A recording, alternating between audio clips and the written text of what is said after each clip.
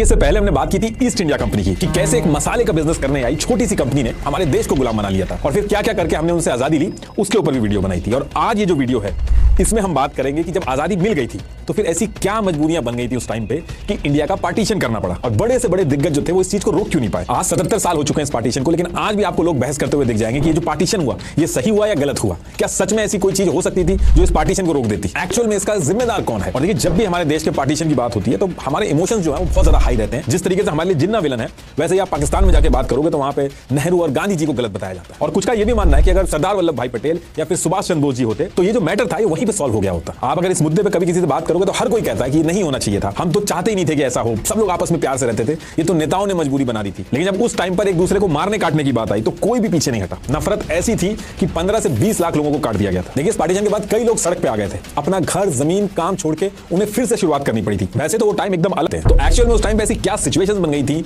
और मजबूरी ऐसी क्या फंसी थी कि बड़े से बड़े भारतीय जो थे उनकी भी स्ट्रेटेजीज फेल हो रही थी। और इस पार्टीशन के पीछे जिम्मेदार कौन है, गलती किसकी है, एक एक डिटेल में आपके सामने रखूंगा ताकि अगली बार जब आपके सामने कोई पार्टीशन की बात करे तो आपको एक्चुअल डिटेल पता हो। तो देखिए, ये है कराची और कराची के इस खरादर डिस्ट्रिक्ट के इस घर में उस टाइम पे ब्रिटिश इंडिया का पार्ट था, तो इस घर में एक जिन्ना बाई पूंजा नाम से एक बिजनेसमैन रहता था। और इस बिजनेसमैन के यहाँ पे 25 दिसंबर 1876 को एक लड़के का जन्म होता है जिसका नाम पड़ता है मोहम्मद अली जिन्ना, जो इस पूरी सिचुएशन का सबसे मेन कैरेक्टर है। जिन्ना के जो दादा थे वो पहले हिंदू थे, लेकिन बाद में इन्होंने मुस्लिम रिलीजन को अपना लिया था। इनके दादा पहले खोजा कास्ट से थे, खोजा कास्ट के लोग पहले हिंदू हुआ करते थे, फिर बाद में इन्होंने इस्लाम रिलीजन अपना लिया था और फिर आगे जिन्ना जो थे उन्होंने भी मुस्लिम रिलीजन को ही फॉलो किया। अब जैसे जिन्ना बड़े होने लगे तो जिन्ना ने कराची के Christian missionary society high school से अपनी स्कूलिंग पूरी की और फिर इसके बाद ये लंदन चले गए और वहां जाके अपनी लॉ की पढ़ाई करने लगे। अब काफी टाइम तक जिन्ना लंदन में रहने के बाद, वहां पे अपनी पढ़ाई करने के बाद, वकीलों के बीच में रहने के बाद जिन्ना ईयर 1896 में कराची वापस आ जाते हैं। लेकिन जिस दिन ये कराची पहुंचते हैं उसी दिन इनकी फैमिली से इनको पता चलता है कि इनके जो फादर हैं, जो बिजनेसमैन थे, उनको पैसे का भारी नुकसान हो गया और इनके ऊपर बहुत सारा लोन हो गया। तो ये सारी चीजें जब पहुंचने के बाद इनको पता चलती हैं तो जिन्ना जो थे वो अपना कमाने का इंतजाम जो है वो शुरू कर देते हैं और ईयर 1900 आते आते बॉम्बे में जाके अपनी लीगल प्रैक्टिस शुरू कर देते हैं। और इस टाइम पे जो आजादी की लड़ाई वगैरह चल रही थी इससे बिल्कुल दूर थे और गांधी जी जो थे वो भी उस टाइम पे साउथ अफ्रीका में थे। तो कहने का मतलब है कि जिन्ना और गांधी जी उस टाइम पे अंग्रेजों के खिलाफ जो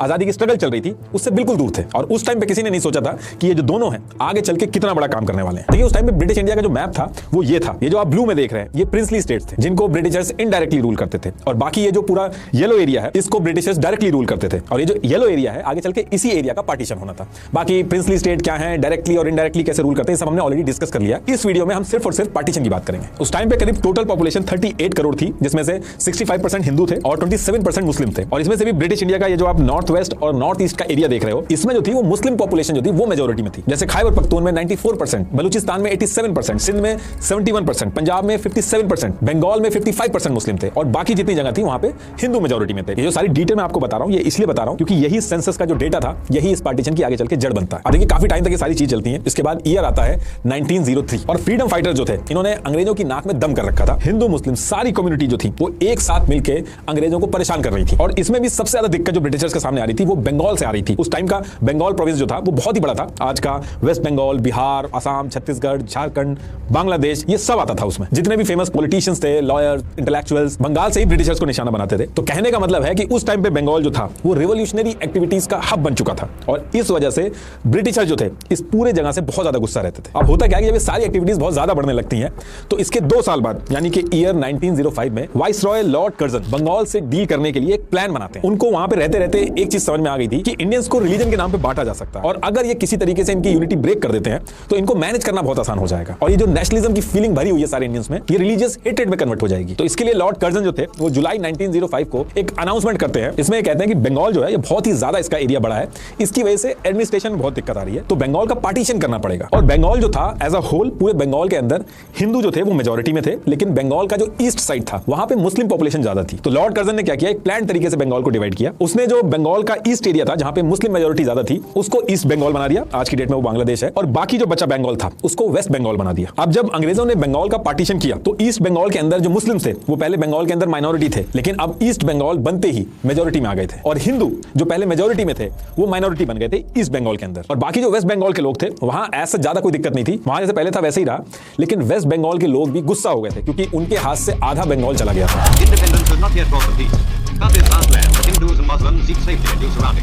peace-loving people, theirs is the real measure. अब ये जो बंगाल का पार्टीशन हुआ था, इस चीज को लेके इंडियन नेशनल कांग्रेस ने सबको इकट्ठा किया, आंदोलन करना स्टार्ट किया कि बंगाल का जो पार्टीशन है ये गलत है। लेकिन कहीं ना कहीं ईस्ट बंगाल के जो मुस्लिम्स थे उनको इस पार्टीशन से उतनी ज्यादा दिक्कत नहीं हुई। जैसे पहले एक साथ अंग्रेजों के खिलाफ लड़ाई लड़ी जाती थी, धरने दिए जाते थे, इस बार ये जो बंगाल का पार्टीशन हुआ था इसको लेके जो धरने वगैरह दिए जा रहे थे, ईस्ट बंगाल के जो मुस्लिम्स थे, एक सेगमेंट था मुस्लिम्स का, वो इसमें एक्टिवली पार्टिसिपेट नहीं कर रहे थे। और ये पहली बार एक ऐसी सिचुएशन बनी थी जहां पे एक साथ आंदोलन करने की बजाय ये डिस्कशन स्टार्ट हो गया था कि ये जो इंडियन नेशनल कांग्रेस है ये हिंदुओं की पार्टी है। पूरी पॉपुलेशन के 26% मुस्लिम्स हैं, लेकिन कांग्रेस ने अपनी पार्टी में सिर्फ 6.59% मुस्लिम डेलीगेट्स रखे हैं। और डिस्कशन ये था कि कल को अगर अंग्रेज चले भी गए, कि लड़ाई तो सब लोग लड़ रहे हैं, लेकिन मुस्लिम जो हैं उनकी तो फिर भी नहीं चलेगी, क्योंकि कांग्रेस तो हिंदुओं की पार्टी है, इलेक्शंस भी होंगे तो हिंदू जीतेंगे, तो आजादी के बाद भी हमारी उतनी नहीं चलेगी। लेकिन इंडियन नेशनल कांग्रेस ने इस चीज को भांप लिया था, उनको समझ में आ गया था कि ये जो रिलीजियस एंगल उठने लगा है ये इस पूरे मूवमेंट को खराब कर देगा। तो उन्होंने अपने हर स्टेप में एक ही स्टांस रखा। वो स्टांस ये था कि उन्होंने ये कहा कि देखिए रिलीजन जो है वो आपका एक प्राइवेट मैटर है, रिलीजन के बेस पे पॉलिटिक्स करना बहुत ही डेंजरस हो सकता है। और उन्होंने हर कम्युनिटी को जाके यही चीज समझाई कि हम अंग्रेजों के खिलाफ जिस आजादी की लड़ाई लड़ रहे हैं उसमें हम एक सेकुलर इंडिया को देखते हैं, जिसमें हर धर्म हर कम्युनिटी के लिए जगह होगी, आपको कोई भी डरने की बात नहीं। कांग्रेस ने यही मैसेज कन्वे किया कि नेशनलिज्म और देश जो है वो किसी भी धर्म या कम्युनिटी से बड़ा होता है। इनफैक्ट जो उस टाइम पे धर्म की बात करते थे उनको कांग्रेस वाले कम्युनल बोलते थे। लेकिन ये जो बंगाल का पार्टीशन हुआ था इसमें हिंदू मुस्लिम के बीच में एक दरार पड़ चुकी थी और अंग्रेजों का जो प्लान था वो काम करने लगा था। और ये जो टाइम चल रहा था इसी बीच में जिन्ना की भी एंट्री होती है पॉलिटिक्स में। ईयर 1906 में कांग्रेस कैलकाटा के अंदर एक सेशन कर रही थी, इसी में जिन्ना आए थे और जिन्ना ने कांग्रेस को ज्वाइन कर लिया था। देखिए थोड़ा सा जिन्ना के बारे में बता देता हूं आपको। जिन्ना की जो आज इमेज है उस टाइम पे जिन्ना के जो पर्सनल बिलीफ थे वो बिल्कुल अलग थे। उस टाइम पे जो जिन्ना थे वो सेकुलरिज्म की बहुत ज्यादा बात करते थे, कांग्रेस की सेकुलर आइडियोलॉजी से बहुत ज्यादा इंप्रेस थे। और जिन्ना जो थे वो मौलाना मौलवी को बहुत क्रिटिसाइज करते थे। जिन्ना का जो लाइफस्टाइल था वो ट्रेडिशनल इस्लामिक प्रैक्टिसेस से बहुत ही अलग था। सरोजिनी नायडू जी ने ऑन रिकॉर्ड जिन्ना को ambassador of Hindu Muslim unity तक का टैग दिया था। लेकिन आगे चल के सारी चीजें घूमेंगी, अभी आप थोड़ा सा वेट करिए बस। तो अब अंग्रेजों ने बंगाल का पार्टीशन तो कर दिया था, इसको लेके पूरा जो इंडियन नेशनल कांग्रेस था वो धरने वगैरह दे रहे थे, प्रोटेस्ट कर रहे थे। सेम टाइम पे जिन्ना की भी एंट्री हो गई थी, उन्होंने कांग्रेस ज्वाइन कर लिया था। और इसी टाइम पे एक चीज और हो जाती है। होता क्या है कि जब ये सारी चीजें चल रही थी तो सेम ईयर 1906 में ईस्ट बंगाल जो अभी अभी डिवाइड होकर नया स्टेट बना था, जहां पे मुस्लिम मेजोरिटी में थे, वहां पे ढाका शहर के अंदर, अभी तो बांग्लादेश हो गया वो, वहां पे मुस्लिम्स की एक मुहम्मदन एजुकेशनल कॉन्फ्रेंस चलती थी। ये हर साल वहां पे होती थी, लेकिन अब क्या था कि डिवाइड हो गया था तो ईस्ट बंगाल के अंदर हो रही थी। इसमें मुस्लिम कौम की जो ग्रोथ वगैरह इन सारी चीजों पर डिस्कशन होता था। तो इस बार जो ढाका के अंदर ये सेशन हुआ ये थोड़ा सा अलग था। यहाँ के सेशन में डिस्कशन ये हुआ कि ये जो इंडियन नेशनल कांग्रेस है, जो इंडियन मुस्लिम्स और हिंदू दोनों को रिप्रेजेंटेटिव बनने का दावा कर रही है, ये तो एक हिंदू पार्टी है, पूरे देश में मेजॉरिटी में हिंदू हैं, इलेक्शन होंगे तो हिंदू ही जीतेंगे, सरकार आएगी तो हिंदुओं की आएगी और फिर जो लॉ है वो भी हिंदू ही बनाएंगे, तो हमारी रिप्रेजेंटेशन का क्या। तो इस मीटिंग के अंदर इन्होंने डिसाइड किया कि जैसे इंडियन नेशनल कांग्रेस है इसमें हिंदू ज्यादा हैं, ऐसे ही हम एक मुस्लिम पॉलिटिकल पार्टी बनाएंगे जो मुस्लिम्स की बात को आगे रखेगी और इंडिया के जितने भी मुस्लिम्स हैं उनका रिप्रेजेंटेशन करेगी। और यही वो टाइम था जब 30 दिसंबर 1906 को इन्होंने मिलकर ऑल इंडिया मुस्लिम लीग नाम से एक पार्टी बना दी।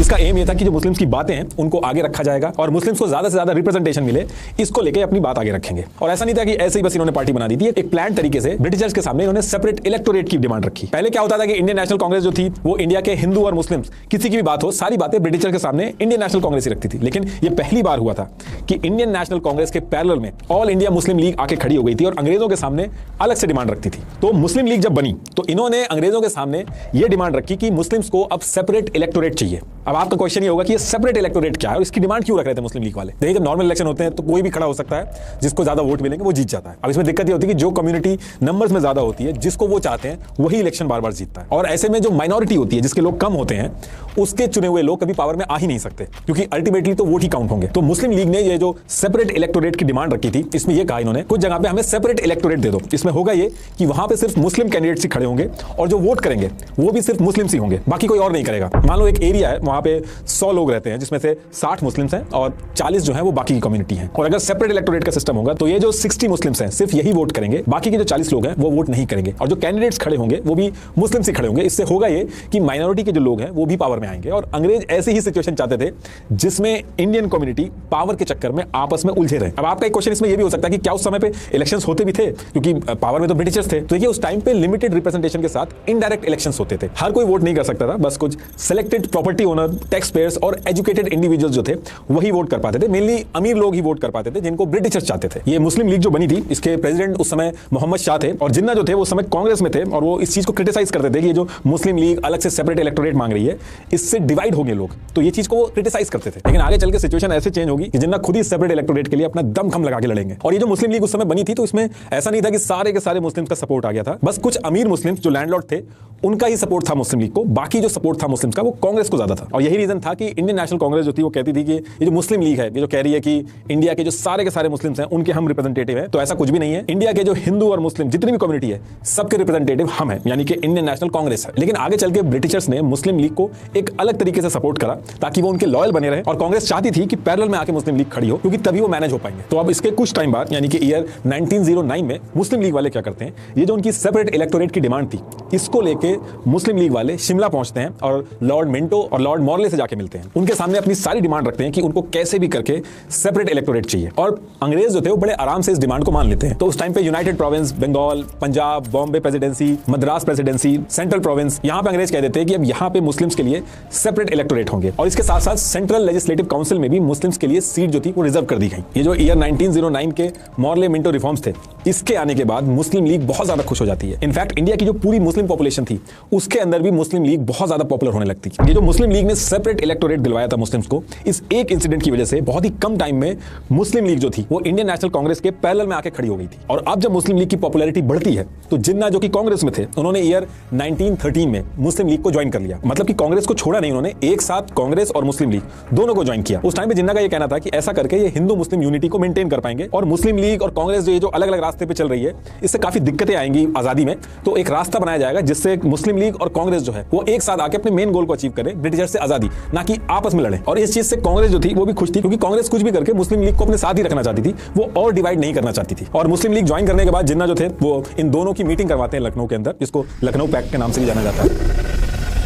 तो इस मीटिंग के अंदर मुस्लिम लीग जो है वो कुछ डिमांड रखती है अपनी। मुस्लिम लीग कांग्रेस से कहती है कि हम आपके साथ तभी आएंगे जब आप हमें जो सेपरेट इलेक्टोरेट जो हमें मिला है उसका खुल के सपोर्ट करो, और पंजाब और बंगाल के अंदर जो मुस्लिम कैंडिडेट्स की सीट्स हैं उनको थोड़ा सा बढ़ा दो आप। अब वैसे तो कांग्रेस जो थी वो रिलीजन के बेसिस पे सीट्स मिलना इन सब चीजों के खिलाफ थी, लेकिन कांग्रेस जैसे तैसे करके इस चीज को मान लेती है और कहती है कि आजादी की जो लड़ाई चल रही है ब्रिटिशर्स के अगेंस्ट, इसमें आप हमारे साथ आके खड़े हो जाओ। तो इस लखनऊ पैक्ट के अंदर कांग्रेस और मुस्लिम लीग जो है वो एक एग्रीमेंट पे आ जाते हैं। इस टाइम पे कांग्रेस के अंदर भी कई हिंदू नेशनलिस्ट लीडर थे, जैसे लाला लाजपत राय, मदन मोहन मालवीय, ये इन सारी चीजों से ज्यादा कुछ नहीं हो रहे थे। तो उन्होंने काम किया कि जैसे मुस्लिम्स के लिए मुस्लिम लीग है, तो उन्होंने भी ईयर 1915 में हिंदू महासभा बना दी थी ताकि हिंदुओं की भी बात आगे रखी जा सके। और अभी तक की जितनी भी चीजें चल रही थी इंडिया के अंदर, गांधी जी इससे थोड़ा दूर थे, लेकिन इस टाइम पे एंट्री होती है गांधी जी की।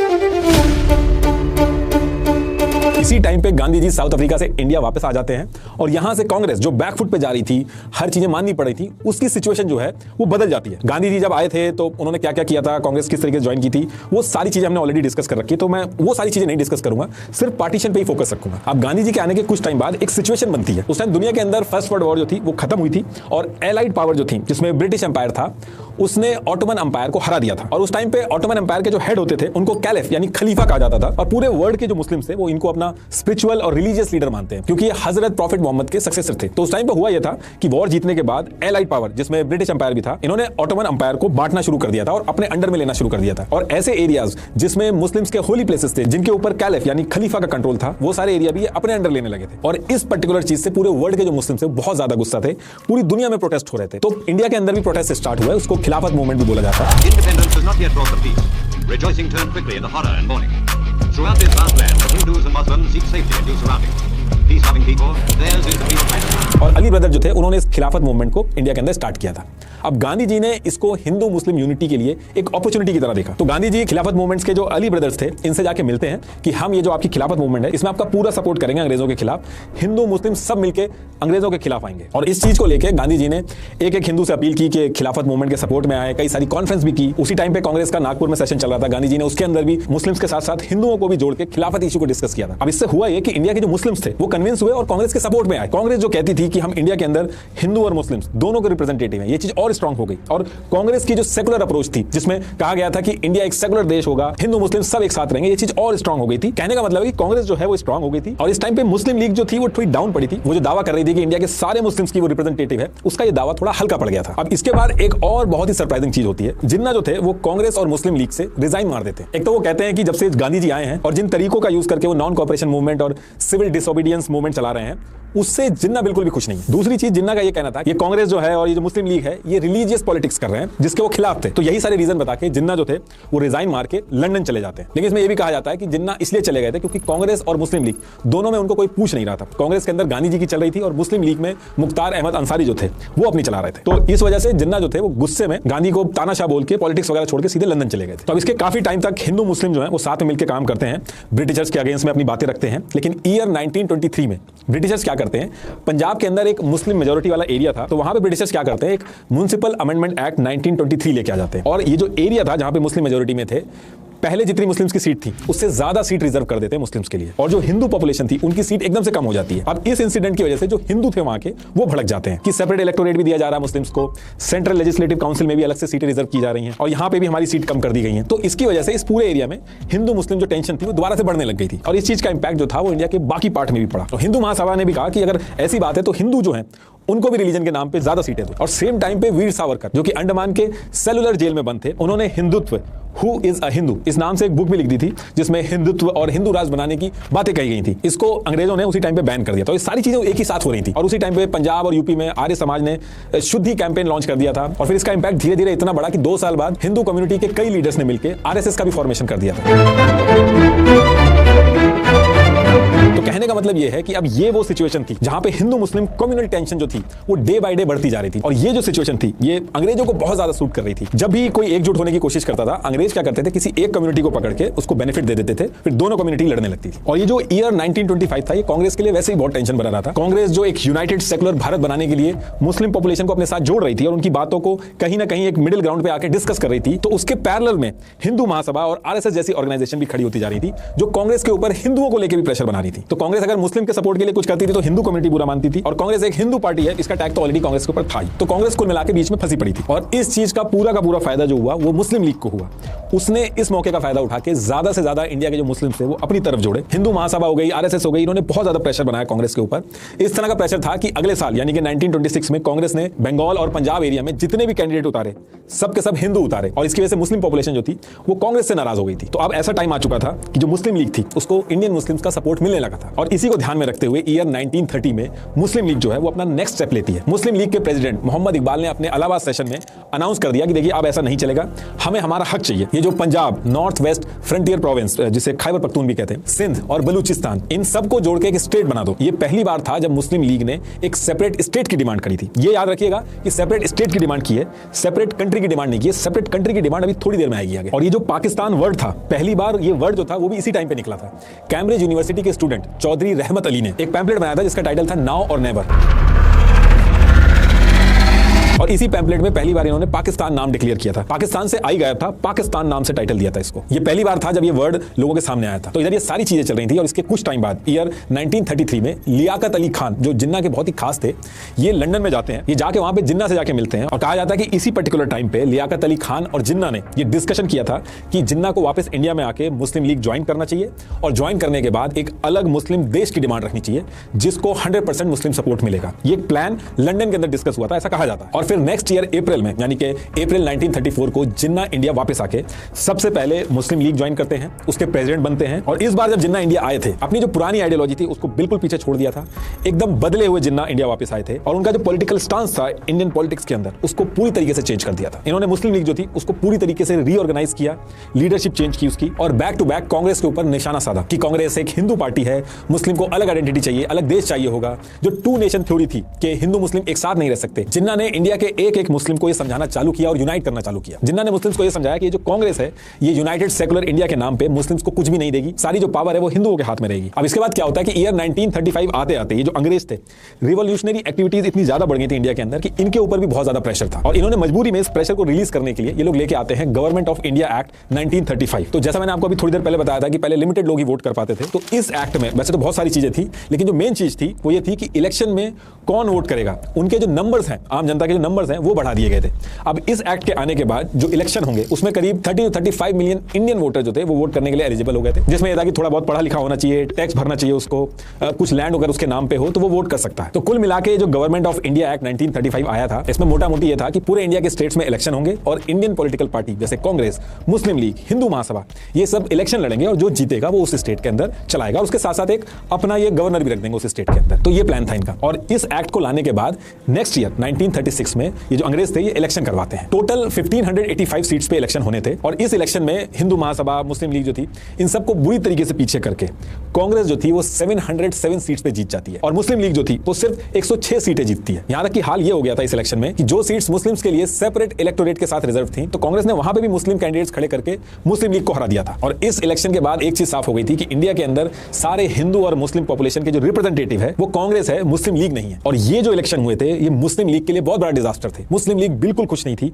और यहां से मुस्लिम लीग एक बहुत बड़ा शिफ्ट लेती है, बहुत ही एग्रेसिव तरीके से अपना स्टांस बदलती है मुस्लिम लीग। अब इसके बाद ईयर आता है 1939 और इस ईयर में एक और ऐसी चीज होती है जिसकी वजह से कांग्रेस और मुस्लिम लीग दोबारा से एकदम अलग रास्ता चुनती है। एक्चुअली होता क्या है कि इस साल ब्रिटिशर्स ने बिना इंडिया की लीडरशिप से पूछे अनाउंस कर दिया कि सेकंड वर्ल्ड वॉर में ब्रिटिश एम्पायर के साथ इंडिया भी है और इंडिया के जो सोल्जर्स हैं वो भी इस वॉर में पार्टिसिपेट करेंगे। अब ये जो चीज थी इसको सुनकर कांग्रेस जो थी वो गुस्सा हो जाती है कि हमसे बिना पूछे आप हमारा और हमारे सोल्जर्स का जो पार्टिसिपेशन है वो वर्ल्ड वॉर में करवा रहे हो। और कांग्रेस ने कहा कि हम एक शर्त पे वर्ल्ड वॉर में आपका साथ देंगे, अगर आप ये प्रॉमिस करो कि वॉर जब खत्म हो जाएगी तो वहां से आने के बाद आप हमें आजादी दे दोगे। लेकिन इस चीज के लिए ब्रिटिशर्स जो थे वो हाँ नहीं कर रहे थे। तो कांग्रेस ने क्या किया, इसी टाइम पे जितने ये 707 लीडर इनके इलेक्शन में जीत के आए थे कांग्रेस पार्टी के, जो स्टेट चला रहे थे, उन सबसे रिजाइन मरवा देती है ताकि काम सारे रुक जाएंगे। ब्रिटिशर्स ने इसमें कई तरीके के ऑफर भी दिए कि कुछ लिमिटेड पावर हम देंगे आपको, जिसको अगस्त ऑफर वगैरह भी बोला जाता है, लेकिन कांग्रेस ने कहा कि नहीं, हमें पूर्ण स्वराज चाहिए, फुल इंडिपेंडेंस चाहिए, तभी हम साथ देंगे। इसके बाद क्रिप्स कमीशन वगैरह बहुत सारी चीजें आई, लेकिन कांग्रेस अपनी बात पे अड़ी रही। कांग्रेस का यह मानना था कि ये एग्जैक्ट सही टाइम है ब्रिटिशर्स के ऊपर प्रेशर बना के आजादी लेने का। और इसी टाइम पे कांग्रेस ने अपने आंदोलन जो है वो बहुत तेज कर दिए थे। गांधी जी ने क्विट इंडिया मूवमेंट जो था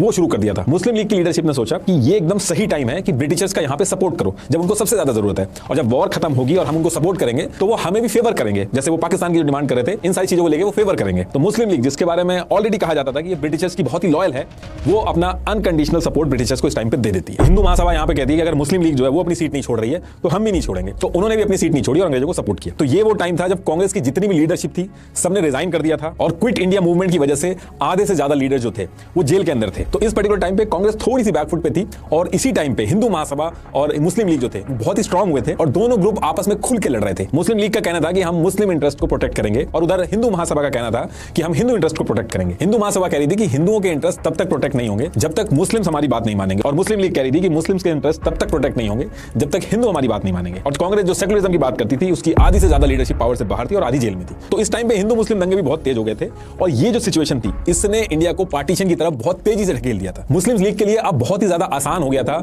इंडिया के मुस्लिम्स को कन्विंस करना कि मुस्लिम और हिंदू जो है वो एक साथ नहीं रह सकते। और इस सारी जद्दोजहद के बाद मुस्लिम लीग का एक सेशन होना था। इस सेशन में इन्होंने अब ऑफिशियली एक रेजोल्यूशन पास करके अनाउंस कर दिया कि हिंदू मुस्लिम जो है वो एक साथ नहीं रह सकते। इसलिए इंडिया के जो मेजोरिटी वाले स्टेट्स हैं जैसे पंजाब, सिंध, NWFP यानी कि North West Frontier Province, Baluchistan, Bengal और आसाम, ये सबको मिला के हमें एक अलग पाकिस्तान चाहिए। और कांग्रेस तो पहले से ही कहती आ रही थी कि इंडिया का पार्टीशन बिल्कुल भी नहीं होगा। तो दोनों पार्टियां अपनी अपनी बात पे अड़ी हुई थी और एक डेडलॉक सिचुएशन हो गई थी। अब इसके बाद क्या होता है कि ईयर 1945 आते आते सेकंड वर्ल्ड वॉर खत्म हो जाती है। यूके बहुत वीक हो चुका था और यूएस और यूएन से भी यूके के ऊपर बहुत ज्यादा प्रेशर आ रहा था कि आपकी जितनी भी कॉलोनीज हैं उनको आप छोड़ दो। इनफैक्ट इंडिया के अंदर भी जितने भी फ्रीडम फाइटर्स थे उन्होंने बहुत ज्यादा अंग्रेजों को परेशान कर रखा था। अंग्रेज खुद डरे हुए थे कि ब्रिटिश इंडिया की आर्मी में जो इंडियन सोल्जर्स हैं वो उल्टा अंग्रेजों के ऊपर अटैक ना कर दें। तो कहने का मतलब है कि इस पर्टिकुलर ईयर में यानी कि 1945 में यूके की सिचुएशन पूरी तरीके से बदल चुकी थी और यूके का इंडिया से निकलने के अलावा और कोई सोल्यूशन नहीं बचा था। तो यूके चाहता था कि इससे पहले कि नाम खराब हो, हम पे अटैक करें, हम पे मार के हमें निकालें, इससे बढ़िया खुद ही हमें निकल जाना चाहिए। और सेम टाइम पे ये जो वॉर खत्म हुई थी यूके के अंदर पॉलिटिकल पार्टी भी चेंज हो जाती है।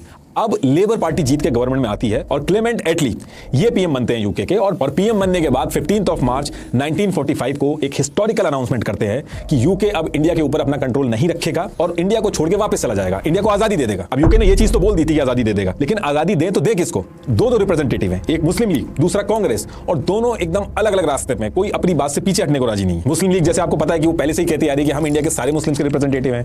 कांग्रेस कह रही है कि इंडिया के अंदर जितने भी लोग हैं, हिंदू मुस्लिम, सबके रिप्रेजेंटेटिव हम हैं। तो आजादी का डिस्कशन होना किससे है और किस तरीके से होना है, इसके बारे में कुछ क्लैरिटी नहीं आ रही थी। तो अब इसके लिए ब्रिटिशर्स क्या करते हैं, अगले साल यानी कि 1946 के स्टार्टिंग में ब्रिटिशर्स एक इलेक्शन करवाने की बात करते हैं। और इलेक्शन करवाने के पीछे का जो मेन रीजन था वो ये था कि अंग्रेज चाहते थे इंडिया की जो पॉलिटिकल पार्टीज हैं जैसे मुस्लिम लीग, कांग्रेस, ग्राउंड लेवल पे लोगों का सपोर्ट किस तरीके का है, लोग क्या चाहते हैं। और इस इलेक्शन को कराने के पीछे एक और रीजन था कि ये मुस्लिम लीग जो अलग पाकिस्तान बनाने की जो डिमांड कर रही है, लोगों में ये डिमांड कितनी स्ट्रांग है, और कांग्रेस ये जो सेकुलर और यूनाइटेड भारत की बात कर रही है, इसको कितना सपोर्ट मिल रहा है लोगों के बीच में। तो कहने का मतलब है कि इस इलेक्शन से यूके ये समझना चाहता था कि जब वो इंडिया को छोड़ के जाएंगे तो किस तरीके से पावर शेयरिंग होगी, किसको क्या देना होगा, पार्टीशन होगा या नहीं होगा, होगा तो किस तरीके से होगा, इसको लेके क्लैरिटी आएगी। ये जो इलेक्शन होना था, ये मुस्लिम लीग और कांग्रेस के बीच में एक डायरेक्ट कंपटीशन था, जिसमें कांग्रेस जो थी वो वोट मांग रही थी एक सेकुलर यूनाइटेड इंडिया के नाम पे, जहां पे हिंदू और मुस्लिम सब साथ में रहेंगे, और मुस्लिम लीग जो है वो वोट मांग रही थी एक अलग मुस्लिम देश बनाने के नाम पे। और फिर इलेक्शन करवाए जाते हैं और इलेक्शन के बाद इलेक्शन का रिजल्ट आता है, और रिजल्ट बहुत हैरानी वाले थे।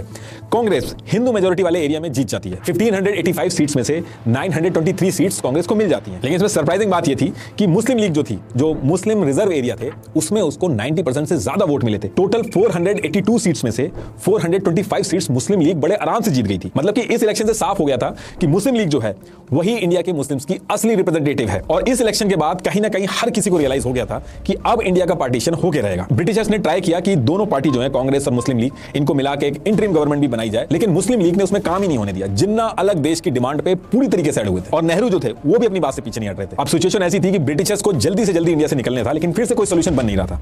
तो यूके ने क्या किया, यूके ने अपने 3 कैबिनेट मिनिस्टर इंडिया भेजे ताकि इंडिया के अंदर एक सोल्यूशन निकाला जा सके, और इसको कैबिनेट कमीशन बोला गया। तो अब 24 मार्च 1946 को यूके से ये तीनों कैबिनेट मिनिस्टर जो थे वो इंडिया पहुंच जाते हैं ताकि ये डिसाइड हो सके कि कैसे आगे इंडिया के अंदर सरकारें चलेंगी, पॉलिटिकल पार्टी चाहती क्या है, कॉन्स्टिट्यूशन कैसा होगा, पावर डिस्ट्रीब्यूशन किस तरीके से किया जाए। ये काम इनका था। ये लोग बहुत कोशिश करते हैं, 3 से 4 वीक तक मल्टीपल मीटिंग्स करते हैं कांग्रेस के साथ, मुस्लिम लीडर्स के साथ, हर एक लीडर के साथ, लेकिन कोई सोल्यूशन नहीं निकलता है। जिन्ना और नेहरू दोनों अपनी अपनी बात पे अड़े हुए थे, और ब्रिटिशर्स जो थे वो जल्दी से जल्दी इंडिया से निकलना चाह रहे थे। तो कैबिनेट मिशन जो आया था वो इतना ज्यादा फ्रस्ट्रेट हो गया था कि इसने 16 मई 1946 को खुद से अनाउंस कर दिया कि आप लोग आपसी सहमति नहीं बना पा रहे हो, तो इंडिया को आजादी कैसे मिलेगी उसका प्लान जो है वो हम खुद से बना के आपको दे रहे हैं। और फिर थोड़े टाइम बाद कैबिनेट मिशन जो था उसने अपना एक प्लान बना के पब्लिश कर दिया। इस प्लान के अंदर सबसे पहली चीज कही गई कि इंडिया का कोई भी पार्टीशन नहीं होगा। दूसरी चीज इसमें इन्होंने कही कि कम्युनल रिप्रेजेंटेशन, यानी कि जो सेपरेट इलेक्टोरेट है, किसी भी रिलीजन या कम्युनिटी को नहीं दिया जाएगा। और फिर इसके बाद इन्होंने 3 रिकमेंडेशन देके एक प्लान समझाया, जिसमें इन्होंने 3 चीजों के ऊपर बात करी, जिसमें प्रोविंशियल यानी कि स्टेट्स की ग्रुपिंग थी, दूसरी प्रिंसली स्टेट के बारे में बताया था, तीसरी चीज कॉन्स्टिट्यूशन बनाने के लिए कॉन्स्टिट्यूएंट असेंबली कैसे बनेगी उसके बारे में बताया था। पहला पॉइंट प्रोविंशियल यानी कि स्टेट्स की जो ग्रुपिंग थी कि इंडिया के जितने स्टेट्स हैं इनको 3 ग्रुप में डिवाइड कर देंगे, ग्रुप ए, ग्रुप बी और ग्रुप सी। ग्रुप ए में इन्होंने रखे United Province, Bombay, Madras, Central Province, Bihar और ओडिशा। ग्रुप बी में रखे Punjab, Sindh, North West Frontier Province और बलूचिस्तान। और ग्रुप सी में इन्होंने रखे बंगाल और असम। अब अगर ये तीनों ग्रुप को अगर आप ध्यान से देखोगे तो इसमें आप नोटिस करोगे कि ग्रुप ए जो है उसमें हिंदू मेजोरिटी वाले स्टेट्स हैं, और ग्रुप बी और ग्रुप सी में मुस्लिम मेजोरिटी एरियाज है। इसके साथ साथ इसमें इन्होंने कहा कि जितने भी हमने स्टेट्स डिवाइड किए हैं यानी कि प्रोविंस डिवाइड किए हैं, ये अपना खुद का एक कॉन्स्टिट्यूशन बनाएंगे, फिर सब मिलकर पूरे देश का कॉन्स्टिट्यूशन बनाएंगे। तो बेसिकली इसमें जो पूरा अनडिवाइडेड इंडिया था, इसको सिर्फ और सिर्फ एक सेंट्रल गवर्नमेंट के अंडर में ना रखे 3 टियर सिस्टम बना दिया था। सबसे पहले सेंट्रल गवर्नमेंट, उसके बाद ग्रुप्स होंगे और उसके बाद स्टेट्स होंगे। सेंट्रल गवर्नमेंट के हाथ में सिर्फ फाइनेंस, फॉरेन अफेयर और कम्युनिकेशन होगा, बाकी जितनी भी चीजें होंगी वो सारी की सारी स्टेट जो है वो खुद डिसाइड कर लेगा। और ये जो पूरा सिस्टम बना के अंग्रेजों ने भेजा था, इस पूरे सिस्टम में सेंट्रल गवर्नमेंट जो थी वो बहुत वीक हो गई थी, स्टेट्स के पास ज्यादा पावर आ गई थी। और इसके बाद इसमें एक चीज और इन्होंने कह दी थी कि 5 साल जब हो जाएंगे तो कोई भी स्टेट चाहे तो अपनी मर्जी के हिसाब से ग्रुप को छोड़ के दूसरे ग्रुप में जा सकता है, और ये जो बाकी बचे हुए प्रिंसली स्टेट हैं ये चाहे तो इंडिपेंडेंट रह सकते हैं या फिर इंडिया के साथ मिल जाए। और तीसरी चीज कॉन्स्टिट्यूएंट असेंबली, जो कॉन्स्टिट्यूशन बनाएगी इंडिया का, उसमें कौन कौन होगा, उसमें इन्होंने ये कहा कि जिस कम्युनिटी की जितनी पॉपुलेशन होगी उसकी परसेंटेज के हिसाब से कॉन्स्टिट्यूएंट असेंबली में भी उस कम्युनिटी के उतने ही मेंबर आएंगे, ताकि हर कम्युनिटी का रिप्रेजेंटेशन हो सके कॉन्स्टिट्यूशन बनाने में। अब इसमें पाकिस्तान बनाने की जो डिमांड थी वो तो पूरी तरीके से हट गई थी, लेकिन उसके बाद भी जिन्ना जो थे वो इस प्लान के लिए एग्री कर गए थे, और वो इसलिए कर गए क्योंकि जो पाकिस्तान वो डिमांड कर रहे थे उनको उससे भी बड़ा पाकिस्तान फ्यूचर के अंदर बनता हुआ दिख रहा था। इसमें रूल था कि 5 साल बाद जो ग्रुप जो चाहेगा जहां से जहां मूव करना चाहेगा कर सकता है। तो जिन्ना ने सोचा कि आगे चल के सेंटर के हाथ में तो ज्यादा पावर है नहीं, तो अपना और बड़ा पाकिस्तान बनाने में आसानी होगी। थोड़ा टाइम लगेगा लेकिन जो वो चाह रहे हैं वो अचीव कर लेंगे। लेकिन कांग्रेस ने इस चीज को पकड़ लिया था। कांग्रेस ने कहा कि चलो बाकी सारी चीजें तो इसमें सही हैं कि आप इंडिया को डिवाइड नहीं कर रहे हो, 3 ग्रुप में आपने बना दिया है, बस इसमें 1-2 चीजें चेंज करनी होगी। एक तो ये जो आपने ग्रुप बनाया, यानी कि जो 3 ग्रुप बनाया आपने स्टेट्स को डिवाइड किया है, इसमें किसी भी स्टेट के लिए कंपलसरी नहीं होना चाहिए कि वो किस ग्रुप में रहेगा। ये चीज बोली कांग्रेस ने। कांग्रेस के हिसाब से ये होना चाहिए कि जो आपने 3 ग्रुप बनाए हैं, कोई स्टेट किसी भी ग्रुप में जाना चाहे तो वो कर सके, इसको मैंडेटरी नहीं होना चाहिए। अब ये चीज अगर हो जाती तो इससे जिन्ना का जो सपना था वो टूटता हुआ दिख रहा था। और इसके साथ साथ कांग्रेस ने कहा कि ये जो आपने सेंटर के हाथ में पावर दी है बहुत ही कम दी है, इसको और स्ट्रॉन्ग करना चाहिए सेंटर को, क्योंकि अभी भले ही आप यूनाइटेड इंडिया बना दे रहे हो लेकिन अगर सेंटर के हाथ में पावर नहीं होगी तो आगे चल के देश टूटेगा, क्योंकि स्टेट जो है वो अपनी मनमानी करेंगी। अब कांग्रेस की ये जो 2 डिमांड थी इसको लेकर ब्रिटिशर्स काफी हद तक एग्री हो गए थे, लेकिन जिन्ना जो थे उनका प्लान जो था वो पूरी तरीके से फेल हो रहा था इन सब चीजों को करने से। तो जिन्ना जो थे, जो इन्होंने पहले हाँ कर दिया था, वो इस कैबिनेट मिशन से जो पूरा प्लान था इससे बैकआउट कर देते हैं। अब मुस्लिम लीग अगर बैकआउट कर देती है और कांग्रेस भी नहीं मान रही थी तो ब्रिटिशर्स कहते हैं कि कोई बात नहीं, आप इसको आके ज्वाइन करिए, कॉन्स्टिट्यूएंट असेंबली का पार्ट बनिए, कॉन्स्टिट्यूशन बनाना शुरू करिए, बाकी चीजों पर डिस्कशन हो जाएगा। तो कांग्रेस तो ब्रिटिशर्स की बात मान के कॉन्स्टिट्यूएंट असेंबली वगैरह में काम करना स्टार्ट कर देती है, लेकिन मुस्लिम लीग जो थी वो अब एकदम अलग रास्ते पर निकल जाती है। जिन्ना जो थे वो गुस्सा होकर 29 जुलाई 1946 को मुस्लिम लीग की वर्किंग कमेटी की एक इंपॉर्टेंट मीटिंग रखते हैं। इसमें ये कहते हैं कि जो इंडियन नेशनल कांग्रेस है ये मुस्लिम्स की जो जेन्युइन डिमांड्स हैं उनको नजरअंदाज कर रहे हैं और अपनी मनमानी कर रहे हैं, और अगर इन लोगों ने हमारी बात नहीं मानी तो 16 अगस्त 1946 को डायरेक्ट एक्शन के रास्ते हम अपना हक लेंगे। अभी डायरेक्ट एक्शन का मतलब क्या था उस पर्टिकुलर टाइम पे तो नहीं समझ में आया था, वो आगे चल के अभी समझ में आएगा, लेकिन इतना समझ में आ रहा था कि 16 अगस्त को सारे मुस्लिमों को वो रोड पे उतरने को कह रहे थे। उस टाइम पे बंगाल के अंदर मुस्लिम लीग जो थी वो पावर में थी। हुसैन शहीद ये बंगाल को हेड कर रहे थे और मुस्लिम लीग के मेंबर भी थे। तो इन्होंने क्या किया था, एक स्टार ऑफ इंडिया नाम से न्यूज़पेपर था, इन्हीं के एमएलए का था, तो इन्होंने 16 अगस्त 1946 को जो डायरेक्ट एक्शन डे का प्लान था कि क्या क्या होगा और वो सारी चीजें लोगों पे पहुंचाने के लिए इसी अखबार में पूरा का पूरा प्लान पब्लिश कर देते हैं ताकि मुस्लिम लीग के जो सपोर्टर हैं वो इकट्ठा हो जाएं। अब इसके बाद 16 अगस्त की जब डेट आती है, इस दिन बंगाल के अंदर हुसैन शहीद जो कि हेड कर रहे थे वो पुलिस को हटा देते हैं। पुलिस उस टाइम पे होती नहीं है। अब इसमें बोला तो ये गया था कि पीसफुल प्रोटेस्ट होगा, लेकिन इस प्रोटेस्ट में दंगे होते हैं। इस चीज को द ग्रेट कैलकाटा किलिंग भी कहते हैं। हजारों लोगों की जान गई। फिर धीरे धीरे करके इंडिया के बाकी जगह पे हिंदू मुस्लिम एक दूसरे की जान के प्यासे हो गए। पूरे इंडिया के अंदर लोग एक दूसरे को निकाल निकाल के काट रहे थे। और ये दंगे सिर्फ वो एक दिन की बात नहीं थी, ये दंगे कंटिन्यूअसली चलते रहते हैं, अगले 1 साल तक चलते रहते हैं और डेली 200 से 300 लोगों की मरने की खबर आती थी। शुरू में कांग्रेस ने जिन्ना के इस डायरेक्ट एक्शन डे को बहुत ज्यादा सीरियस नहीं लिया था, लेकिन ये जो डायरेक्ट एक्शन डे जिन्ना ने कराया था इसकी वजह से कांग्रेस के हाथ से सारी चीजें निकल चुकी थी। लोग रोड पे आ गए थे। अब कांग्रेस कुछ नहीं कर पा रही थी और कांग्रेस के पास दिक्कत ये थी कि दंगे रोकने के लिए वो खुद तो पावर में थी नहीं। अंग्रेज जो थे वो जल्दी से जल्दी इस पे डिसीजन लेके भागना चाहते थे और दंगे तभी रुकेंगे जब इंडिया का पार्टीशन होगा। जिन्ना अपनी बात पे अड़े हुए थे कि वो पूरी मुस्लिम कौम के रिप्रेजेंटेटिव हैं और उनको एक अलग पाकिस्तान चाहिए। जिन्ना जब कहते थे कि मैं इंडिया के सारे मुस्लिम्स का रिप्रेजेंटेटिव हूं, तो कांग्रेस में कई सारे मुस्लिम लीडर थे जैसे मौलाना अबुल कलाम, तो ये लोग कहते थे कि जिन्ना ये मजाक वाली बातें कर रहे हैं, क्योंकि हम लोग क्या करें, फिर हम लोग घरों में जाके बैठ जाएं। अब देखिए हो ये रहा था कि डेली लोग मर रहे थे, इंडिया में हर तरफ कम्युनल टेंशन फैल चुकी थी। अब इससे निपटने के लिए एक ही सोल्यूशन था कि कांग्रेस और मुस्लिम लीग एक एग्रीमेंट में आए, लेकिन दोनों अपनी अपनी बातों पर अड़े हुए थे। तो ये दोनों जल्दी से कोई डिसीजन ले। इससे निपटने के लिए यूके के जो पीएम थे क्लेमेंट एटली, इन्होंने 28 फरवरी 1947 को ब्रिटिश हाउस ऑफ कॉमन में एक अनाउंसमेंट की कि बहुत हो गया, चाहे अब इंडिया के जो पॉलिटिशियंस हैं ये एग्रीमेंट में आए चाहे ना आए, 30 जून 1948 को हम लोग पावर ट्रांसफर करके इंडिया से चले जाएंगे। फिर उसके बाद इंडिया के अंदर कुछ भी हो उसके जिम्मेदार हम नहीं होंगे। इन्होंने उस समय कह दिया था कि इंडिया के जितने भी स्टेट्स हैं हम सबको इंडिपेंडेंट करके चले जाएंगे। इसको बैल्कन प्लान भी बोलते हैं। इससे नेहरू जी और जिन्ना दोनों परेशान हो गए। नेहरू जी कह रहे थे कि कहां हम 2 देश बांटने को रेडी नहीं है, आप इतने सारे टुकड़े करने की बात कर रहे हो। जिन्ना जो थे वो भी 6 प्रोविंस को मिला के एक पाकिस्तान बनाना चाहते थे और ऐसे में पाकिस्तान के भी टुकड़े हो जाएंगे और हर स्टेट का जो लीडर होगा वो छोटे छोटे स्टेट का हेड बन जाएगा। एक्चुअल में तो कहीं ना कहीं इनकी पीएम बनने की भी एस्पिरेशन थी और अंग्रेज ने ये जो डेट दी थी 30 जून 1948 की, अगर जिन्ना और नेहरू अड़े रहते, मानते नहीं और अंग्रेज यहां से चले जाते तो इंडिया की जो इंटरनल सिचुएशन है वो आउट ऑफ कंट्रोल हो जाती। जगह जगह पे दंगे ऑलरेडी हो रहे थे, कॉन्स्टिट्यूशन बना नहीं था, जिन्ना की जिन एरिया में पकड़ती वहां पे क्या होता, कितनी मारकाट होती, क्या सिचुएशन होती, ये इमेजिन भी नहीं किया जा सकता था। तो जब अंग्रेजों ने ये एक स्पेसिफिक डेट दे दी कि हम चले जाएंगे, तो नेहरू जी और जिन्ना दोनों सेम पेज पे आने की कोशिश करना स्टार्ट करते हैं और अब यहां से कांग्रेस जो थी वो भी अब पार्टीशन के ऑप्शन के बारे में डिस्कशन स्टार्ट कर देती है। तो एक तरह से जिन्ना का ये जो प्लान था डायरेक्ट एक्शन डे का, ये काम किया और कांग्रेस को झुकना पड़ा क्योंकि दंगे जो थे वो डे बाय डे बढ़ रहे थे। उस टाइम के कांग्रेस के प्रेसिडेंट कृपलानी जी ने कहा कि rather than have a battle we should let them have their Pakistan. और 19 मार्च 1947 को नेहरू जी ने भी ये चीज बोल दी कि पार्टीशन करना पड़ेगा। अब ये जो अनाउंसमेंट की थी अंग्रेजों ने कि ये लोग 30 जून 1948 को चले जाएंगे, उसी अनाउंसमेंट के अगले दिन ये काम और करते हैं। वेबल्स जो उस टाइम का इंडिया का वॉइस रॉय था, यूके ने इनको भी हटा दिया कि इतने टाइम से इनको काम दिया गया था कि इंडिया के लीडरों से बात करके कुछ सोल्यूशन निकाला जाए, और इन्होंने बहुत टाइम खराब कर दिया था और अंग्रेज जो थे वो बहुत जल्दी निकलना चाह रहे थे। तो वेबल्स को हटा के लॉर्ड माउंटबेटन को इंडिया का वॉइस रॉय बना के तुरंत भेजा जाता है इस काम को निपटाने के लिए। अब जब पाकिस्तान की डिस्कशन देश के अंदर स्टार्ट होना चालू हुए तो पंजाब के सिख और बंगाल के हिंदू परेशान हो गए। इन्होंने कहा कि अगर पार्टीशन में पंजाब और बंगाल पूरे पाकिस्तान को चला जाएगा तो हम तो फंस जाएंगे, हम तो बिना कुछ किए ही माइनॉरिटी बन जाएंगे पाकिस्तान के अंदर जाके। तो ये लोग साफ मना कर रहे थे कि इनको पाकिस्तान के साथ नहीं जाना है, और जिन्ना जो थे इनको आराम से समझा के पंजाब और बंगाल जो था वो पूरा लेने की डिमांड कर रहे थे। उनका कहना था कि ये जो पंजाब और बंगाल के सिख और हिंदू हैं ये पाकिस्तान में आराम से रह सकते हैं माइनॉरिटी बन के, कोई दिक्कत नहीं आएगी। और इसको लेकर जिन्ना को क्रिटिसाइज भी किया गया, क्योंकि जिन्ना का कहना था कि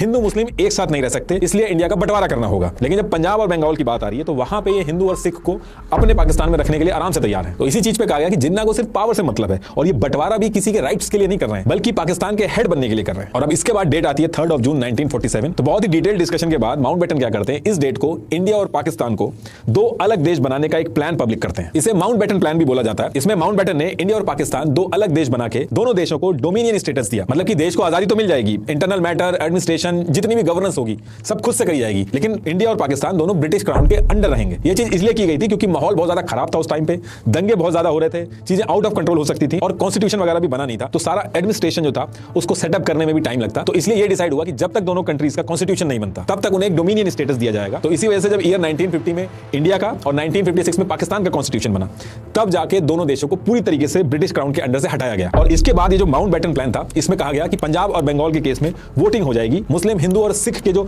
रिप्रेजेंटेटिव हैं ये अलग अलग वोटिंग कर लेंगे कि अगर हिंदू और सिख भी चाहते हैं पाकिस्तान के साथ जाना तो पंजाब और बंगाल को भी दो पार्ट में बांट दिया जाएगा। लेकिन जब वोटिंग हुई तो हिंदू और सिख जो थे उन्होंने पाकिस्तान की बजाय इंडिया के साथ रहना प्रेफर किया। तो इस केस में पंजाब और बंगाल को ईस्ट और वेस्ट पार्ट में डिवाइड करके इंडिया और पाकिस्तान में बांट दिया गया। तो कहने का मतलब है कि ये सारी चीजें होने के बाद फाइनली जो पाकिस्तान था उसके अंडर में सिंध, नॉर्थ वेस्ट फ्रंटियर, आज का जो खैबर पख्तून है वो, बलूचिस्तान, सिलेट, वेस्ट पंजाब और ईस्ट बंगाल, बाकी जितना बचा वो सब इंडिया के पास गया। और जो प्रिंसली स्टेट थे उसमें माउंटबेटन प्लान में यह था कि जो पुराने अंग्रेजों के साथ प्रिंसली स्टेट के जो एग्रीमेंट हुए वो सब रद्द हो जाएंगे, और प्रिंसली स्टेट अगर चाहते हैं पाकिस्तान के साथ जुड़ना या इंडिया के साथ जुड़ना या इंडिपेंडेंट रहना, ये पूरी तरीके से उनकी मर्जी है। और जब ये पार्टीशन हुआ तो जिस रेजिमेंट के अंदर मुस्लिम सोल्जर्स जो थे वो ज्यादा थे वो रेजिमेंट पाकिस्तान को दे दी गई, जैसे Sindh regiment, Baloch regiment, frontier force regiment, ये सारी रेजिमेंट जो थी वो पाकिस्तान के पास गई। बाकी Indian railway, civil services, financial assets और जो ब्रिटिशर्स का लोन था वो भी इंडिया और पाकिस्तान में बराबर बराबर बांट दिया गया। यहां तक कि जो ऑफिस की टेबल, चेयर, टाइपराइटर थी उनको भी आधा आधा बांटा गया। और माउंटबेटन प्लान जब पब्लिक किया गया था तो उसमें एक चीज और कही गई थी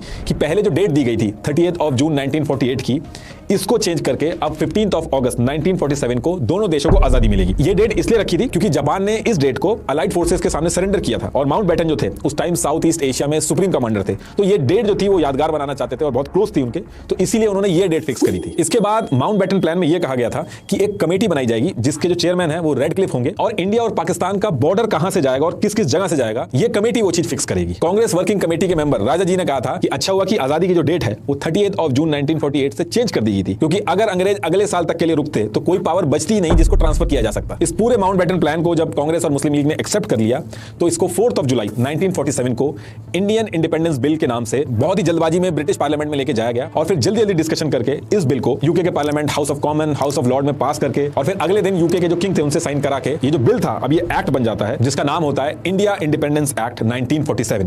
इसी एक्ट के थ्रू हमें आजादी मिली थी। अब इसके तुरंत बाद जो इंडिया पाकिस्तान का जो बॉर्डर बनने के लिए कमीशन बना था उसके चेयरमैन रेडक्लिफ, इनको कहा जाता है कि जल्दी से जल्दी इंडिया पाकिस्तान का बॉर्डर बनाओ, और इसके लिए इनको सिर्फ 3 वीक का टाइम दिया गया। ये जो रेडक्लिफ थे जिनको बॉर्डर बनाने का काम दिया गया था, इनको इंडिया के बारे में कुछ भी नहीं पता था, ना तो कभी इससे पहले इंडिया आए थे, और यहां तक इनको पंजाब एक्चुअल में पड़ता कहां पे है ये तक नहीं पता था। तो इनको इंडिया का जो कल्चर है, इंडिया की जियोग्राफी है, उसके बारे में कुछ भी आइडिया नहीं था। लेकिन इन्होंने क्या किया, इंडिया के मैप को एक पेपर पे मंगवाया और जहां बॉर्डर बनाना था वहां की डिस्ट्रिक्ट का हिंदू मुस्लिम पॉपुलेशन का सारा डेटा मंगवाया, फिर ये एक एक डिस्ट्रिक्ट उठा के इन्होंने हिंदू मुस्लिम मेजोरिटी वाले एरिया के हिसाब से बॉर्डर बनाते चले गए, और ऐसे करके इन्होंने एक पेपर पे इंडिया के 2 टुकड़े कर दिए। अब इसके बाद डेट आती है 14 अगस्त 1947, लेकिन अभी तक बॉर्डर कहां पे बनाया जाएगा ये चीज रेडक्लिफ ने ऑफिशियली अनाउंस नहीं की थी, तो किसी को भी नहीं पता था कि इंडिया पाकिस्तान का बॉर्डर होगा कहां पे। अब नेक्स्ट है 15 अगस्त 1947, यानी कि टेक्निकली 14 अगस्त 1947 की रात को 12 बजे के बाद इंडिया और पाकिस्तान की आजादी डिक्लेयर होनी थी। लेकिन पाकिस्तान अपनी इंडिपेंडेंस इंडिया के साथ नहीं मनाना चाहता था, वो अपनी आइडेंटिटी इंडिया से अलग रखना चाहता था। और इसके साथ साथ माउंटबेटन जो इंडिया के वॉइस रॉय थे, उनके लिए भी 15 अगस्त को कराची और दिल्ली में एक साथ आजादी की जो सेरेमनी थी उसको अटेंड करना एक चैलेंज था। तो पाकिस्तान ने 14 अगस्त को ही अपनी इंडिपेंडेंस अनाउंस कर दी, और जब ये चीज कर दी गई तो ब्रिटिश अथॉरिटी जो थी उसने भी 14 अगस्त को ही पाकिस्तान की जो इंडिपेंडेंस थी उसको अपने रिकॉर्ड में रखा, और नेक्स्ट डे 15 अगस्त को इंडिया को इंडिपेंडेंस मिल जाती है। The national flag, saffron white and green tricolor, was publicly unfurled. For the rest, crown, crown, crown. All rejoicing over the birth of the Dominion of India.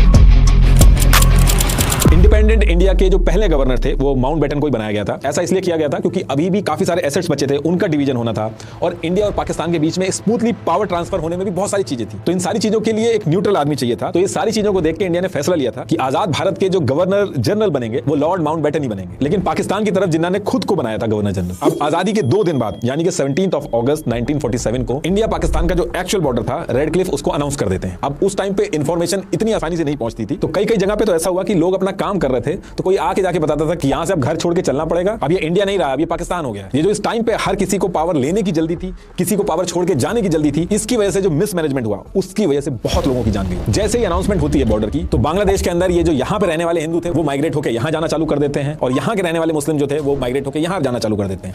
ऐसे ही पंजाब की बात करें तो इस साइड लाखों सिख इधर माइग्रेट होना चालू कर देते हैं, ऐसे ही मुस्लिम जो थे वो इधर माइग्रेट होना चालू कर देते हैं। और इन दोनों एरिया में सबसे ज्यादा कम्युनल टेंशन थी पहले। तो इस पूरे माइग्रेशन में बहुत ज्यादा मारकाट हुई, कई जगहों पे लाइन लगी होती थी, एक दूसरे को लोग कहते थे कि मेरा घर मैं वहां पे छोड़ के आ रहा हूं, तुम वहां पे जाके रह लेना।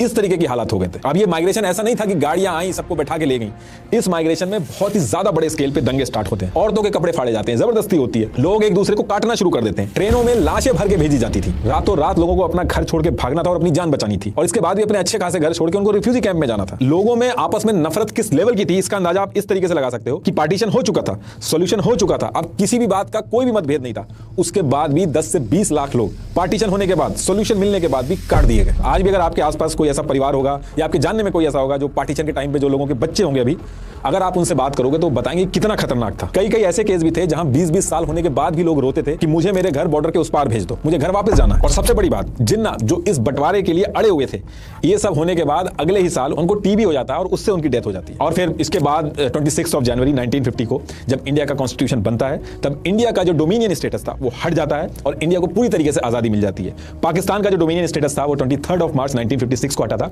और फिर पाकिस्तान भी पूरी तरीके से आजाद हो गया था। लेकिन आज की डेट तक लोग इस बंटवारे को भूले नहीं है।